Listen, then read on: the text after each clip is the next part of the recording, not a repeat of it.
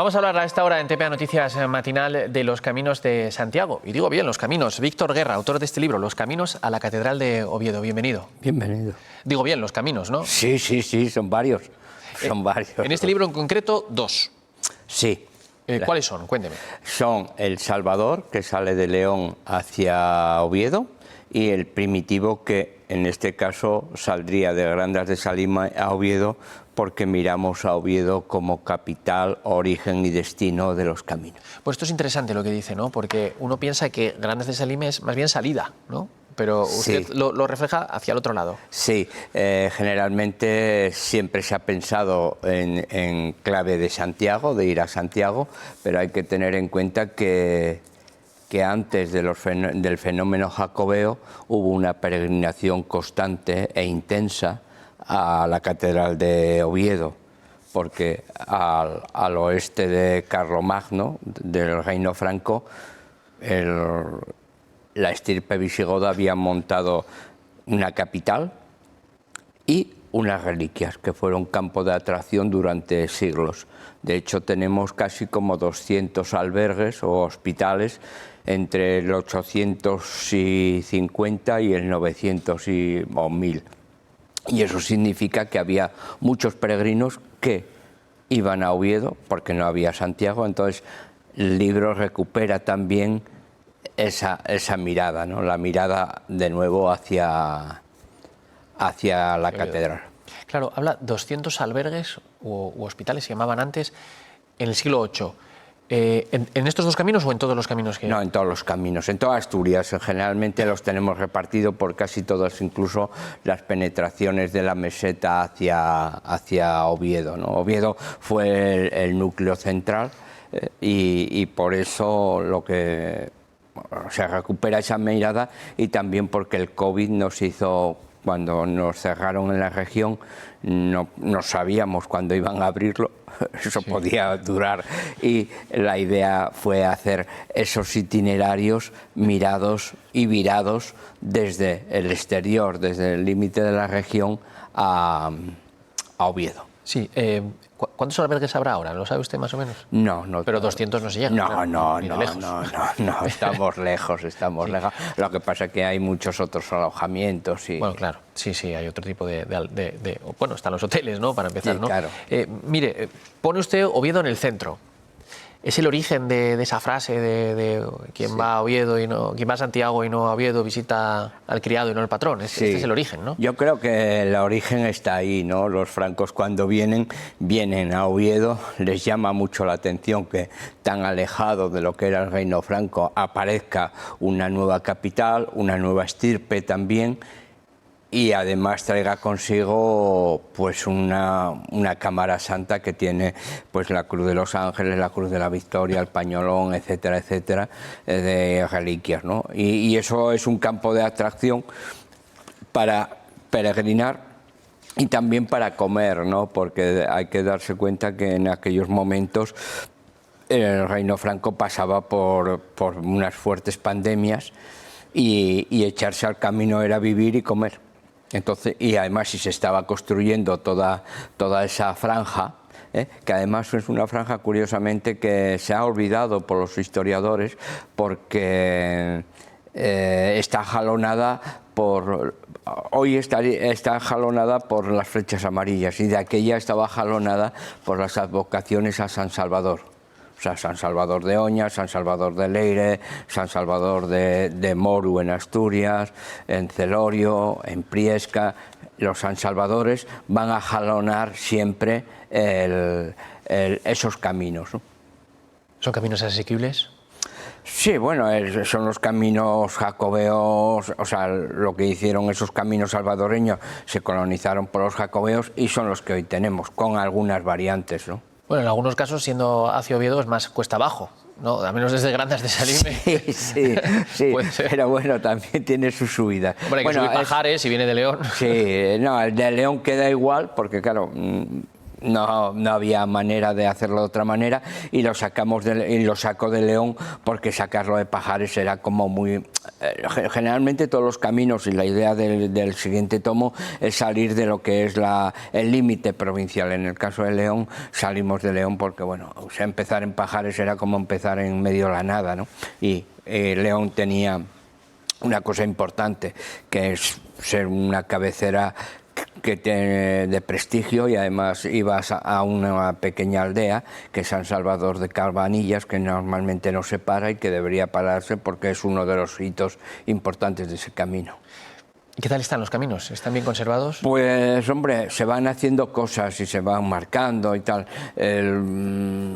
En general la vegetación aquí camina, y el abandono, bueno, fuera de la temporada de verano, pues se nota, se deja notar, ¿no? O por lo menos las quejas, más que nada en el del Salvador, tiene menos presencia de peregrinos, y la vegetación, como digo, crece a una velocidad tremenda. Tenía yo curiosidad, estaba viendo el camino el de León es el del Sí, Salvador. El Salvador, sí. Y tenía yo la curiosidad si pasaba por el Monsacro, porque el Monsacro también fue un lugar de guardar reliquias, ¿no? Durante un tiempo. No, viene de León por la Robla, de la Robla va por la de Gordón, y ya atraviesa, digamos, la cordillera hacia Pajares, por donde va ahora, casi por encima de donde va el famoso túnel del AVE, pero bueno, se desvía un poco hacia Pajares, y en Pajares baja Pajares Pueblo, y ahí ahora... Antes iba por la Romía, antiguamente iba por la Romía a Puente de los Fierros, y ahora va a Llanos de Somerón, y baja a San Miguel del Río, Llanos de Somerón, para bajar a Campomanes, bueno, a Puente de los Fierros, Campomanes, y ya coger la vereda del Caudal, Mieres, Olloniego, Oviedo.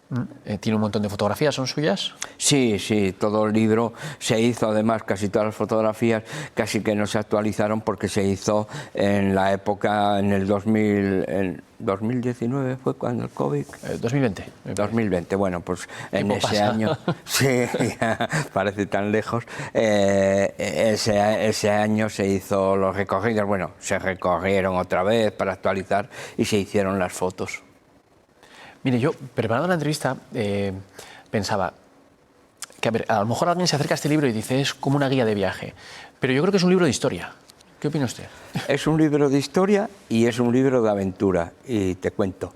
Es de historia porque no quería hacer una guía topográfica de tantos kilómetros, tantas horas, etcétera, ¿no? Entonces, digamos, pauto las etapas en tramos, y voy contando historias durante todo ese tramo, y además no solo las voy contando, sino que intento no digamos desmontar parte de la historia, pero sí dar otras versiones que no se han estudiado. Y luego es un libro de aventura porque en el caso del Primitivo, la vereda del Primitivo, que empezamos en Grandas de Salime, nosotros lo hacemos de retorno, quiere decir que no hay flechas. No hay señalización que nos vaya diciendo dónde tenemos que torcer, con lo cual... A la aventura. Es un poco aventura, ¿no? Se ve, si te fijas un poco por dónde se camina, lo que está más pisado, etcétera, etcétera, pero tiene yo que hago rutas, digamos, peregrinas de retorno a casa, pues bueno, tiene un grado de aventura interesante, ¿no? ¿El de El Salvador no tiene indicaciones, entonces? ¿Tampoco? Sí, pero como vamos de Salvador hacia Oviedo, pues van en nuestro sentido. En el caso por ejemplo, del de Grandas, están en sentido Santiago, nosotros vamos en sentido inverso. Sí, ¿cree que los asturianos sabemos lo que tenemos? Me refiero, ¿valoramos El Salvador? No. De hecho, a las pruebas me remito, ¿no?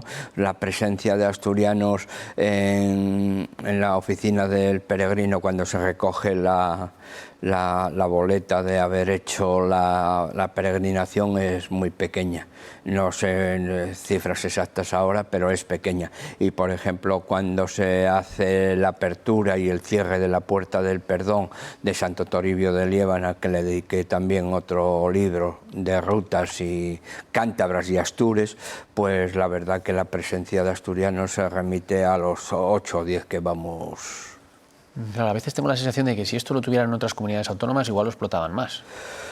Yo creo que sí, y la prueba lo tenemos en el tema del senderismo, pues que otras comunidades no tienen otra cosa y lo explotan y se agarran a ello, y aquí como bueno, aparecen y desaparecen productos y programas, pues digamos que se diluye un poco, ¿no? El tema, por ejemplo, de la bicicleta de montaña, que nosotros aquí nunca le hemos dado interés en cuanto a los centros de BTT, pues estamos viendo que en nuestra margen leonesa pues están implantando centros de BTT con bastante fuerza, ¿no?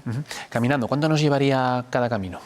Cada camino son aproximadamente unos 130 kilómetros, o sea que lo dividimos en 5 etapas, 6 etapas, bueno, cada uno lo divide un poco. Están muy condicionadas algunas de ellas, sobre todo El Salvador, en cuanto a los albergues. La ubicación de los albergues es un poco el que marca, ¿no? Porque están como a los 20, 22, 23 kilómetros y a veces entre medias no hay nada, con lo cual tendrías que sumar casi como 2 etapas y eso ya es mucho. En el primitivo, como hay mucha más oferta, bueno, es más fácil alargar un poco más. Haríamos un llamamiento para el Camino del Salvador instalar más albergues, ¿sería lo adecuado?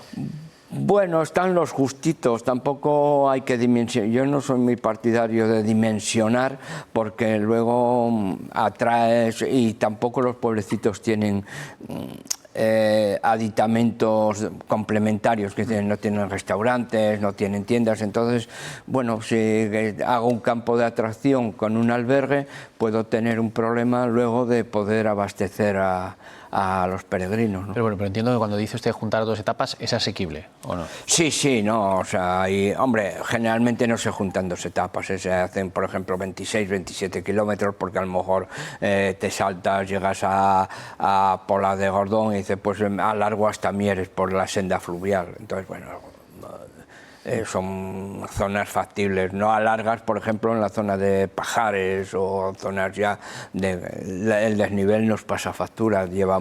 Hay que tener en cuenta que llevamos una mochila con más o menos kilos y eso, pues, y luego eso, la climatología también condiciona mucho, ¿no? Pero le queda por contar cosas, me parece, ¿no? Porque este es el primero, pero sí, habrá otro libro, queda un tercer camino. Sí, la editorial La Llama, que ha hecho esta apuesta, porque es una apuesta arriesgada, porque claro, son los mismos caminos de siempre, pero contados a la inversa y contados de otra manera. A ver si alguno va a pensar que hay que caminar al revés, para atrás. No, sí, siempre me dicen eso, ¿usted que viene al revés? Digo, no, yo vengo de retorno, o al contrario, al revés sería caminar hacia atrás. No, la idea es sacar, bueno, la idea, cuando se hizo el libro se hizo con todo, pero era como el libro gordo de Petete, ¿no? O sea, era meter el camino de la costa, que va de Panes a Ribadeo, partido por medio, porque el de Ribadeo vendría a Oviedo y el de Panes a Oviedo, con lo cual ahí hay muchas etapas. Y luego hay otro camino menos conocido, bueno, ahora más conocido porque se le puso el nombre de Santuarios, que es el que llamamos Camino de los Francos, y ese sale de Panes y viene a Oviedo, o sea que habrá un segundo y no sé si un tercero. O sea, uno va por la costa desde Panes, dice. Desde Panes hasta Vegadeo, Ribadeo. Por la costa. ¿Y el otro va por el interior? El otro ¿Pasa por Covadonga? Sí, sí, es el de los el que hoy llamamos santuarios, es el que llamamos de los francos, porque cuando venían los peregrinos francos y bueno, y autóctonos en la zona de San Vicente, para no pisar las láminas de agua, se metían hacia Panes y luego venían por debajo del Cuera a San Salvador de Abándames, a San Salvador de Plecín, que es en Ayes, hacia Onís, Cangas de Onís, capital del reino visigodo, y ya por lo que llaman la depresión mesoterciaria, a Piloña y ya a Oviedo. Es muy bonito y muy poco conocido, lo que no tiene es albergues, tiene alojamientos y no muchos tampoco. ¿Cuántas veces habrá imaginado usted cómo eran esos primeros peregrinos? Muy complicado, muy duro. Primero no podías mojarte, con lo cual siempre se huía del agua, de los ríos, eso que ahora vemos tan común, ¿no? Las carreteras pegadas a los ríos, eso era imposible porque mojarse era, bueno, no poder secarte. Y luego generalmente iban por las crestas porque así veían quién venía y quién iba. Y luego, como no conocían, digamos que eran reos de los arrieros. O sea, los arrieros van a ser los que los lleven porque la gente venía y no sabía para dónde iba. Oiga, para ir a tal sitio, pues espere que viene no sé quién, que te lleva hasta no sé dónde. Por eso a veces hay tantos caminos como Arriero sabía, porque uno decía, no, mire, yo no voy ahí, pero voy al lado, le puedo dejar, y así aparecen, por ejemplo, en el Primitivo aparecen, bueno, pasándose el Primitivo al del norte o la costa, en Ferrera los Gavitos, aparece en la zona de Concilleiro. ¿Por qué? Porque era el tránsito de los arrieros vaqueiros, ¿no? Entonces, bueno, quedaba supeditado a que ellos conocían el territorio y que te iban llevando. Sí, bueno, la última. Entiendo que el camino primitivo sí tiene gente o sí tiene peregrinos. Mucha gente. Ahora esto ha crecido incluso. Mucho. Pero los otros ¿cómo están? Bueno, el que más información tenemos es el del Primitivo, porque es mucho más activo, es más pequeñito y tiene una red de albergues interesante, ¿no? Y ha subido como la espuma. Ahora en verano puede estar en 150 personas, peregrinos por día, que eso para un camino de esa naturaleza es importante. En el camino de la costa se nos diluye más la información. Primero porque es más largo, también es verdad que lo hace menos gente porque ha bajado lo que llamamos la peregrinación de larga distancia, y también porque se diluye en cuanto a los alojamientos porque la oferta es muy diversa, pensiones, campings, albergues, entonces digamos no está tan atomizada como en la zona del Primitivo en albergues, que es fácil de contar y saber, y sin embargo digamos, y la visualidad de peregrinos en la costa también es un poco más difícil, ¿no? Pues Víctor Guerra, autor de este libro Los caminos a la Catedral de Oviedo, con estos dos caminos, el Primitivo y el que viene desde Grandas de Salime. Enhorabuena por este trabajo y esperamos ya el siguiente. Muy bien, gracias.